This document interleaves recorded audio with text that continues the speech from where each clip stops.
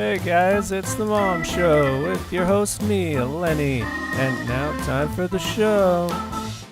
Welcome to the Mom Show. Hey Lenny. How many kids do you have? Got 2. My 4-year-old is insane, and my 7-year-old is like a lot more responsible than I am. 2 that I like to say came this way, and then I have 1 who I got when I married my husband. I have 3 children. 1 plus my husband, so 2. 3. 3. How did you get them? Do you want me to draw you a picture or? Hi. You're looking like a mom today. Sometimes you sacrifice your looks for your children. That was meant to be a compliment. Oh, you think moms are hot? Well, we won't go there. I have 2, Lucy and Henry. Did you want to have 1 girl and 1 boy? Yeah, that's kind of what we were hoping for. So you had the girl first. What did you do differently the second time to make sure you had a boy that time? There wasn't anything that we did. How long have you been a mother? Almost 5 years. How do you feel like you're doing? I feel like I'm failing most days. Specifically, what we're talking about is the carrying, the bearing, and the birthing. So what was it like for you being pregnant? Wonderful. You know, that's the icing on the cake. And miserable, all in the same. I really hated being pregnant. It's kind of the worst. Having another little person move around inside of you is really hard to explain to someone who doesn't have that opportunity. One time I ate a 14-inch burrito from Taco del Sol. Similar, I'm sure. And I definitely felt it moving. I think it's magical in a way. You're carrying this person and you know they're in there and it's like a miracle. Everything else goes away, like your ability to walk properly or have a bowel movement. You feel fat all the time. You don't get to enjoy some of the things that you normally do. What's with pregnant lady yoga?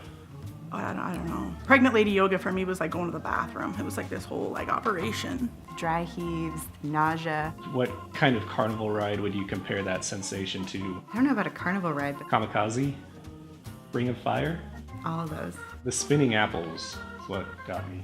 Everybody's asking you if they can touch your belly or not asking you. That's like the only scenario when it's okay for like a random stranger guy, old guy, to come up to you and just touch you, right? No. Something grows from being like the size of a cell to the size of a watermelon, and it's either got to come out through a canal in your body or it's gonna be cut out of your abdomen. Those are your 2 options. First time, I tried to not use drugs, and that was a bad idea. Showed up to the hospital, give me that epidural, let's do it. And it still is relatively an uncomfortable sensation. I got cut open. You're pretty much numb from your neck down to your feet. You can't feel anything. Do you get to watch though?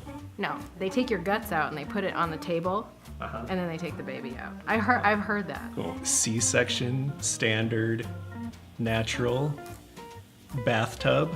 Bathtub never. No regrets that you didn't do bathtub style? No. Bathtub style? Well, I don't know what that is. I gave birth to 2 of my children and I adopted my 3rd child. What was adoption like compared to actually birthing them from your body?